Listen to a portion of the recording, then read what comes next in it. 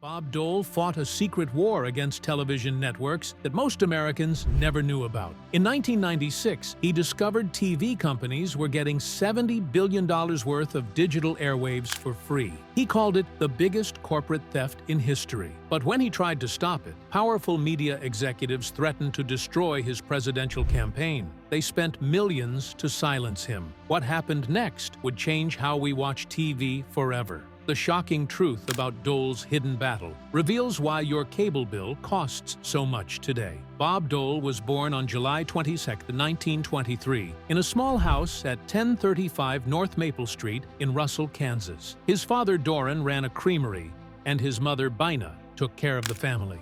Times were hard from the very beginning. Oil had just been found in the area that year, and rough men came flooding in. By 1930, during the Great Depression, they were renting out rooms in their house for just $2 a week to oil workers just to survive. Bob grew up watching fights break out on the street and learned early how tough the world could be. Between 1931 and 1939, the Dust Bowl turned Kansas into a choking wasteland. His family had to cover windows with wet sheets to keep the dust out.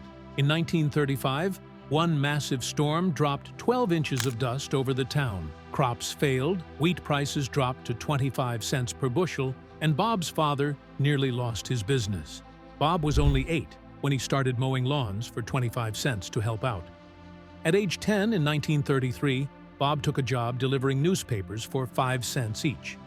He milked cows before sunrise for $1 a day and sold candy bars for a 2-cent profit. He even washed cars for 50 cents. Meals were so poor that mustard sandwiches, more mustard than anything, were common. But the most shocking part of his childhood came when he was 11. In 1934, Bob stole a neighbor's bicycle. He rode it all around town before guilt crushed him. He admitted it in his 1988 memoir, calling it his biggest regret. That same year, he got a job mixing sodas at Dawson's drugstore for 10 cents. In 1937, he and his brother sold ointment door to door and made $5 a week. That old bicycle moment stuck with him, and Bob later said it helped shape his sense of honesty in politics. By 1941, he had saved $300 and finished high school. Life at home was strict. His mother, Bina, washed his mouth with soap in 1932 when he cursed after a bike accident. She did it again and again that year, trying to calm his temper. If Bob skipped chores, she fined him 10 cents from his 25-cent allowance. In 1935, when he skipped church, she made him scrub the entire basement floor by hand.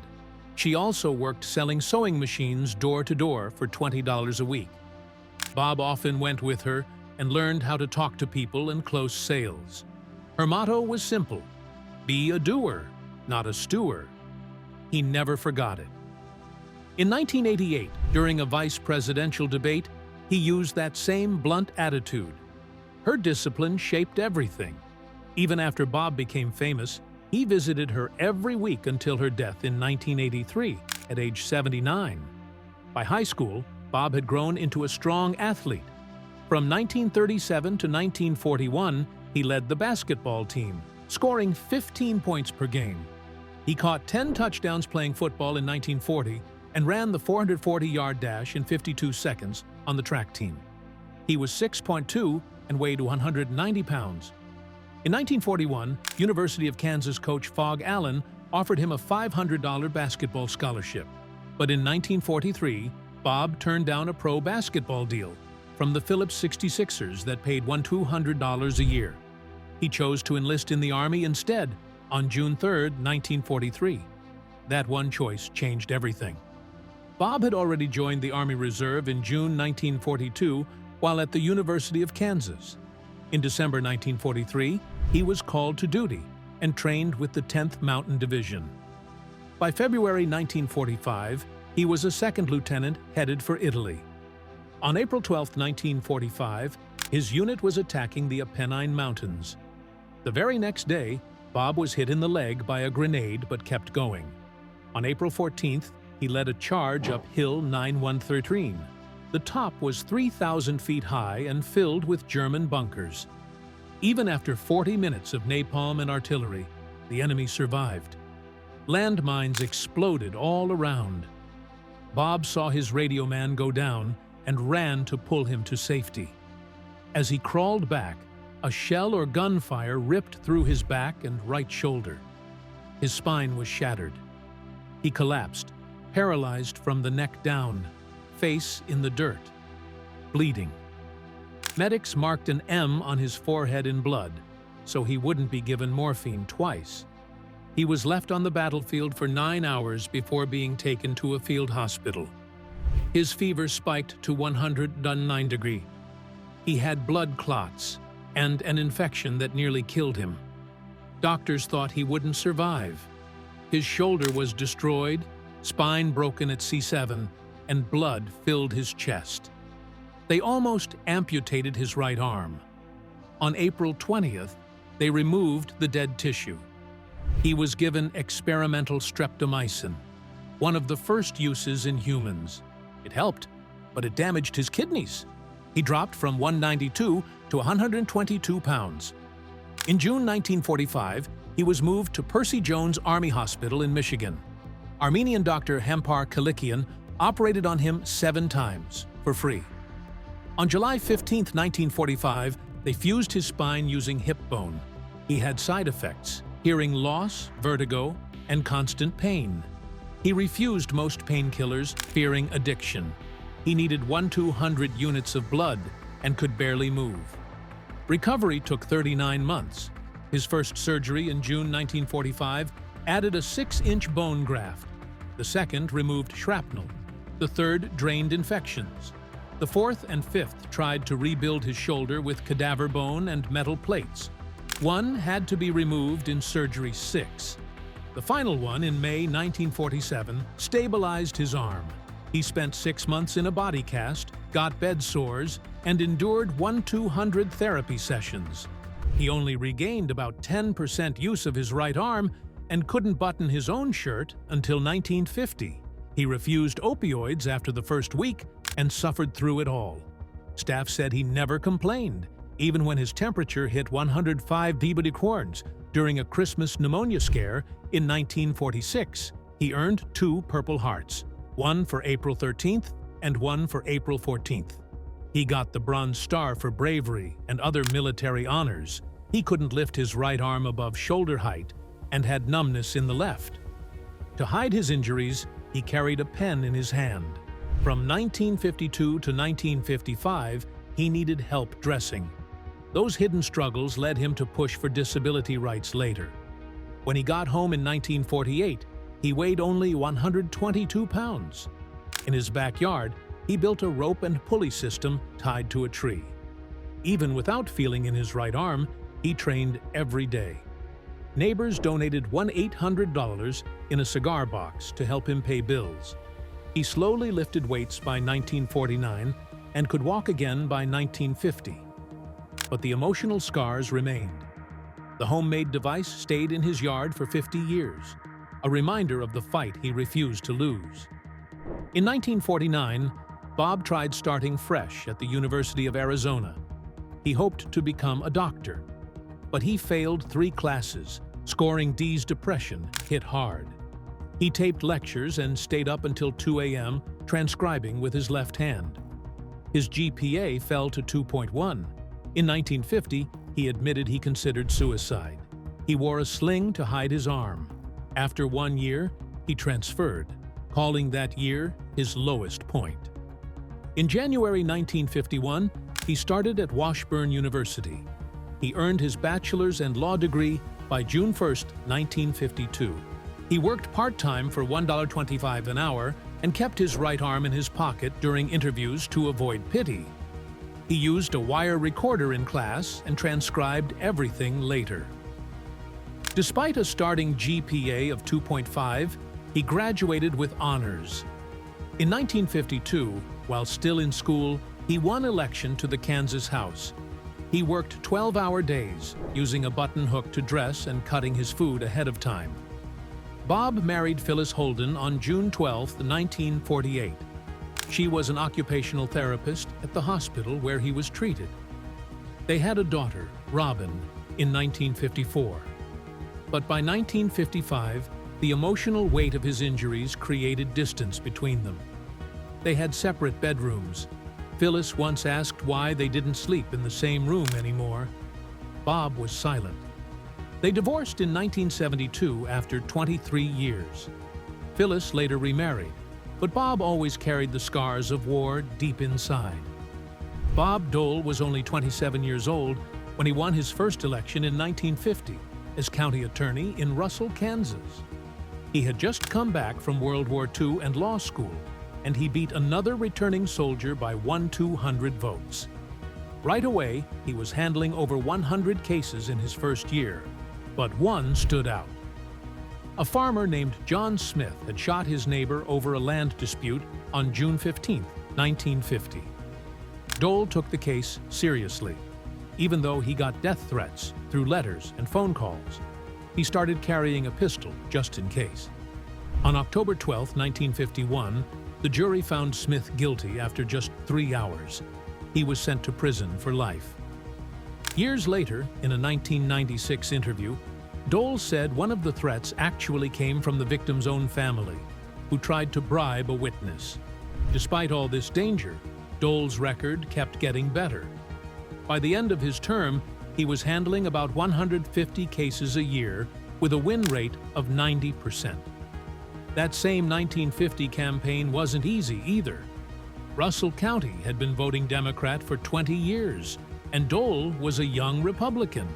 So he knocked on 5,000 doors in just 3 months, starting before sunrise and working past midnight. He won the election by 600 votes, but then came the rumors. Some said he gave out 200 cases of soda worth $500 to win votes on Election Day.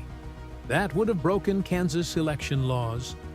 Dole denied everything, calling it a smear on November 10th, but 15 people said they saw it happen. It almost caused a recount. The result wasn't confirmed until December 1st. By 1952, Dole was even busier. He was working on more than 300 cases a year and earning $4,500 annually. But in March of that year, something explosive happened. On the 15th, he led 10 deputies in a surprise raid on a secret whiskey distillery in Hays, Kansas.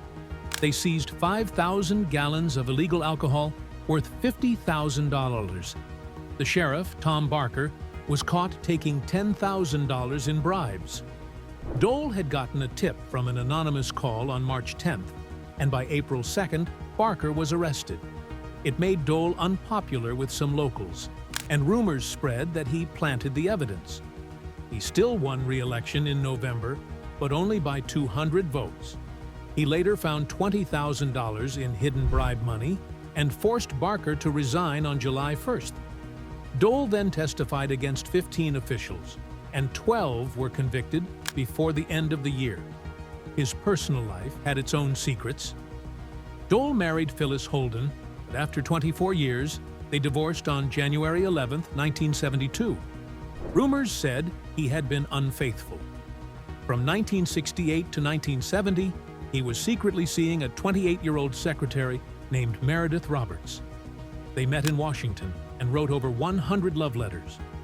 In one dated May 5, 1969, he called her the light of my life. They had private trips and gifts, including a $500 necklace on her birthday, July 20th. In 1996, Dole admitted it had happened, but back then he kept it quiet. His wife filed for divorce on December 15, 1971, saying they were incompatible. When the National Enquirer exposed the affair on October 27, 1996, it even claimed Dole had a child with Roberts, which he denied. The divorce cost him $100,000 in alimony and surprised many of his political aides. Dole's move to national politics started in 1960. He ran for the U.S. House of Representatives and won Kansas's 6th district seat by 12,000 votes on November 8th. He got 56% of the vote. Later, in a 1996 memoir, he admitted something shocking.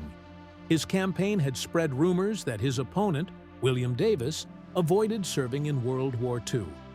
Even though Davis had a medical exemption from 1943, Dole's team printed 50,000 flyers saying Davis dodged the draft, while Dole had been wounded in Italy. The flyers were sent out on October 15th, and public opinion shifted fast. Davis lost and then sued Dole for libel on November 10th, but the case was dismissed on February 5, 1961. Dole later joked that politics is war without bullets, but many people were stunned to hear how far he was willing to go. His campaign even made anonymous calls accusing Davis of tax fraud, which was never proven but still affected about 5,000 voters. When Dole reached the Senate in 1968 after defeating William Robinson with 60% of the vote, he quickly tied himself to President Nixon. Even as the Watergate scandal exploded in 1972, Dole defended Nixon fiercely. He said the hearings should be behind closed doors and called the press coverage a plot to help Nixon's opponent. In one speech, he even called a voter who disagreed with him an anti-Nixon Democrat. But he misread the mood of the country. Nixon resigned on August 9, 1974, and Dole's reputation took a hit. People started calling him a hatchet man, a label that stayed with him through his 1996 run for president. Dole became head of the Republican National Committee on January 15, 1971. Right away, he launched attacks on the press. He said CBS was helping the Democrats and went after Walter Cronkite by name. Even Nixon's own advisors warned Dole not to go that far, comparing it to attacking a national icon. The public backlash was huge. By January 19, 1973, Nixon replaced him with George Bush. Dole met privately with Nixon on February 1st and tried to downplay the scandal, but the damage was done. Years later, in 1995, internal memos revealed the White House thought Dole had become too extreme. During the 1976 vice presidential debate, Dole made a statement that shocked the country. On October 15th, he called World War I, World War II, Korea, and Vietnam Democrat wars. He said 1.6 million Americans had died, enough to fill the city of Detroit. His opponent, Walter Mondale, fired back instantly and called him a hatchet man. The moment hurt Ford's campaign badly. Jimmy Carter won the election on November 2nd, beating Ford by 2% and winning 297 electoral votes. Dole later admitted the comment was a mistake, saying it didn't help during a time when people were still grieving 58,000 Vietnam deaths. Even Republicans were shocked by how harsh he sounded. In 1970, Dole held an event called the Appeal for International Justice. It happened on September 12th in Washington, D.C., with 3,000 people attending, including Vice President Spiro Agnew and astronaut James Lovell. The goal was to raise awareness for 2,500 U.S. prisoners of war in Vietnam. But just a month earlier, on April 22nd, Dole gave a speech at the University of Kansas, and anti-war protesters threw fake blood at him. It splashed across his suit while people shouted. Dole stayed calm, but later said the protesters missed the point. By 1971, he was criticizing them for not caring about American POWs. That protest only pushed him to speak out more, and later he helped pass resolutions supporting better treatment for the captives. Watergate also nearly ended his political career. In the 1974 Senate race, Dole barely won re-election.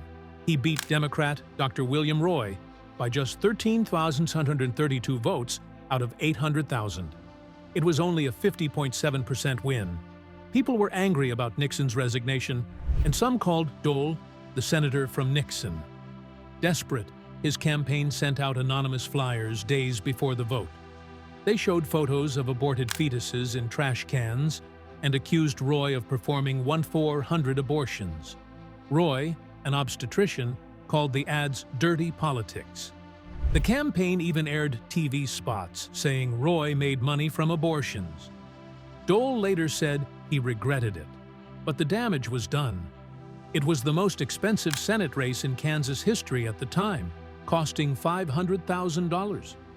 That narrow win marked a turning point in how people saw Dole, not just as a fighter, but as someone who would do anything to win. In 1981, Dole helped pass Ronald Reagan's major tax cut, called the Economic Recovery Tax Act. It cut the top tax rate from 70% to 50%, the bottom rate from 14% to 11%, and the capital gains tax from 28% to 20%. But Dole did something unexpected. When Reagan tried to cut food stamps, Dole fought back. On July 29th, he stood up in the Senate and argued for more funding. He got $1.6 billion added to the program, helping 22 million poor Americans. That shocked his fellow Republicans, but Dole said he remembered poverty from his own Kansas upbringing. His move protected food for 3 million children, though it created tensions in the party. The national debt later tripled under Reagan to $2.6 trillion, and by 1982, Dole helped reverse part of the tax cuts, showing he wasn't afraid to change course. On January 26, 1988, Dole introduced a bill requiring closed captioning for Senate TV broadcasts. It was called Senate Resolution 13. For the first time, he opened up about his own war injury, saying his right arm hadn't worked since 1945. The story moved his colleagues, and the bill passed quickly. It helped 20 million Americans with hearing issues. TV stations didn't like the cost, which was about $1 million at first. But Dole pointed out that captions helped literacy for 38% of older people with hearing loss. In February 1988, Bob Dole shocked the political world when he won the Iowa caucuses with 37% of the vote. George H.W. Bush only got 19%, and everyone thought Dole might become the next president. But just 8 days later, he lost badly in New Hampshire. Bush got 38%, while Dole only managed 29%. That same night, during a live interview on NBC, Dole looked right at Bush and said, "Stop lying about my record." The whole country saw it. People were stunned. That moment, angry and sharp, changed everything. Bush's team had been calling Dole names like political assassin, and it pushed him over the edge. But instead of helping, it made Dole look hot-tempered. He lost support fast and was out of the race by March 29, 1988. Years later, on May 31, 1995, Dole stood on a stage in Los Angeles and gave a fiery speech that lit up the culture wars. At 71, he attacked Hollywood for spreading what he called mainstreaming of deviancy. He mentioned the movie Natural Born Killers from 1994 and True Romance from 1993, accusing them of glorifying sex and violence. He also slammed music groups like Two Live Crew and Cannibal Corpse for lyrics about rape and murder. He said they were selling evil to children. His speech shocked entertainment leaders, but conservative voters loved it. Polls showed his support went up by 5 to 7 points in June 1995. It was clear Dole wanted to be seen as the values candidate in the 1996 race. But just months later, Dole's stance seemed to shift. In early 1996, during debates over the Telecommunications Act, he first spoke out against something called the V-chip. It was a tool to block violent content on TV. Dole called it a government overreach, a gimmick. But after public pressure and a bipartisan deal in February 1996, he changed his mind. On February 8th, he supported the law, and President Clinton signed it the same day. The reversal led critics to call him a hypocrite. It looked like he was trying to please both sides while running for president. As the 1996 campaign heated up, something else became clear. Dole's age was now an issue. He was 73 and would be the oldest man ever elected. On January 29, 1996, Phil Gramm mocked him in Iowa. By Super Tuesday in March, Lamar Alexander was joking that Dole's ideas came from a past century. Steve Forbes ran ads making him look frail. Even late-night comedians joined in. Jay Leno said Dole's aides were 90 years old, and David Letterman made denture jokes. A May 5 ad from Democrats called his ideas outdated. Dole pushed back, calling himself the comeback adult compared to Clinton, the kid. But it hurt. Polls showed that 40% of voters worried he was too old. In the middle of it all, a scandal exploded. In June 1996, the Democratic National Committee filed a complaint with the FEC, case MUR 4382. They said Dole's campaign took illegal donations from Taiwan. Over $100,000 had been funneled through straw donors connected to Taiwan's government. These were foreign contributions, which were banned. The FEC launched an investigation that went into 1997. While Dole denied knowing anything, the damage was done. People already thought politics was corrupt, and this added fuel. Dole's campaign hit its $37 million spending limit. But this scandal stayed in the headlines through the election, and even into 1998. Then, something unexpected happened. On May 15, 1996, Bob Dole stood in the Senate and said he would resign. After 35 years in Congress and 11 years as Republican leader, he was leaving. His last day was June 11th. His voice cracked as he gave his farewell. He said, "I will seek the presidency with nothing to fall back on but the judgment of the people." Many thought it was brave. Others said it was desperate. Either way, it didn't help. He picked Jack Kemp as his running mate on August 10th, hoping Kemp's economic background would win voters. But the polls stayed cold. In the presidential debate on October 6th, Dole tried to be clever. He said Clinton was a bridge to the future, and he was a bridge to the past. Instead of sounding wise, it made him seem out of touch. Clinton was 50. Dole was 73. The joke didn't land. Just days earlier, at a rally in California on September 25th, Dole brought up marijuana. He reminded people that Clinton once admitted trying it. But then Dole himself confessed. He had tried it too, back in Kansas during the 1940s. That moment shocked people. Dole had always been seen as strict and conservative. Now he was talking about pot. It made headlines, but confused voters. Another big issue was the digital TV spectrum. It was worth about $70 billion, and in 1996, Dole went after broadcasters who were about to get it for free. On January 4th, he wrote in the New York Times that this was corporate welfare. He said taxpayers were paying the price, so companies like Disney and Time Warner could get richer. He wanted auctions instead. Broadcasters fought back hard, spending millions to block him. By February 1st, he had to let the bill pass, but he still called it a massive giveaway. The fight showed Dole wasn't afraid to take on big media. When election night came on November 5, 1996, the results were brutal. Clinton got 49.2%.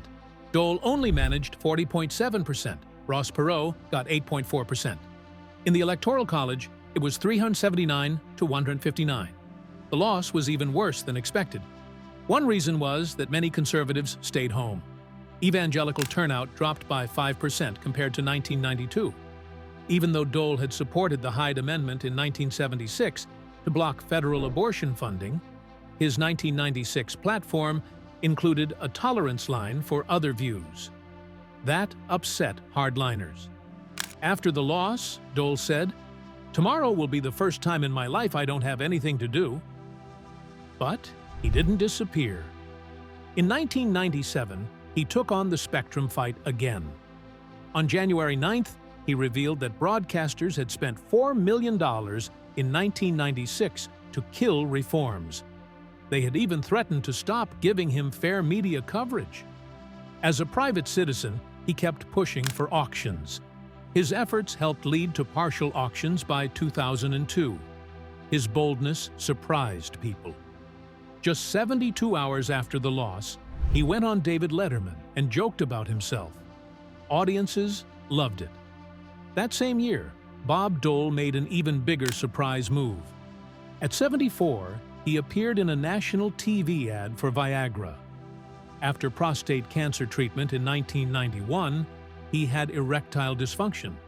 He said it was embarrassing to talk about, but too important to stay silent. He had tried Viagra in clinical trials and called it a great drug. The ad shocked many, but helped millions. By 1998, Viagra's sales hit $788 million. Dole's honesty opened up a national conversation. Just days after the election loss in 1996, Dole appeared on Saturday Night Live. On November 16th, he poked fun at himself. He joked, "Bob Dole doesn't have anything to do tomorrow." Even Norm Macdonald, who had impersonated him on the show, joined the skit. It marked a new side of Dole. Lighter, funnier, more relatable. That moment helped him land ad deals with brands like Visa, Dunkin' Donuts, and Pepsi. Behind the scenes, Dole's personal life had its own storms. He married Elizabeth Hanford on December 6, 1975. But in his 2005 memoir, One Soldier's Story, Dole admitted there were rumors about an affair during his first marriage to Phyllis Holden. They divorced in 1972 after 24 years. The rumors said Dole had an affair before the split. He never gave details but said the gossip hung over him for years. Still, Elizabeth stood by him, helping him through 2 presidential runs. In 2004, Dole, now 81, went on CNN and Fox and attacked John Kerry's war record. He said Kerry's 3 Purple Hearts were for superficial wounds. That hit hard because Dole himself had been wounded badly in 1945. Critics called it hypocritical. Kerry had protested the Vietnam War after serving. Dole didn't like that. The fight brought back memories of Dole's anger in 1988. It also split veterans. But time heals. On December 4, 2018, at age 95, Bob Dole was wheeled into the Capitol Rotunda. With help, he stood and gave a left-handed salute to George H.W. Bush's casket. Bush had died on November 30th. They had once been fierce rivals. Now, Dole showed deep respect. The moment went viral, with over 1 million views. People called it powerful and emotional. On February 18, 2021, at age 97, Dole announced he had stage 4 lung cancer. His treatment began on February 22nd. The odds were grim. Stage 4 patients had only a 5 to 10% chance of surviving 5 years. But Dole kept showing up. On July 22nd, his 98th birthday, he endorsed Joe Biden, even though he had once supported Trump. He said Rudy Giuliani's fraud claims had no proof. That shocked Republicans. But Dole said he believed in decency over partisanship.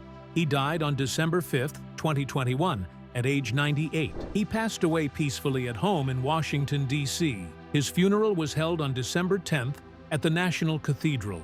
500 people attended. Bill Clinton was there. Joe Biden touched his casket. Mitch McConnell called him the last of the greatest generation.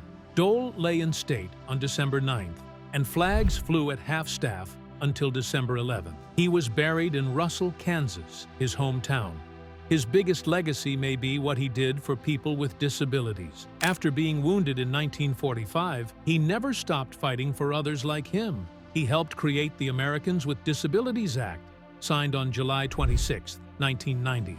He also pushed for closed captions on TV. Today, 24 million Americans use them. Studies show they help people understand 81% of speech when paired with hearing aids, compared to just 37% without captions. Dole's push made sure that services like Netflix and Hulu include captions by law. What started as a personal injury became a gift for millions. And Dole's fight over spectrum rights didn't stop in the 1990s. In 1993, Congress had given away digital spectrum to broadcasters worth $70 billion. By 2000, some said that value had grown to $480 billion. Dole called it corporate welfare and pushed for auctions. His efforts led to $60 billion earned from 3G spectrum sales in 2000. In 2020, The FCC's 5G C-band auction raised $81 billion. It was all built on the foundation Dole laid. Even after politics, he kept fighting for fairness.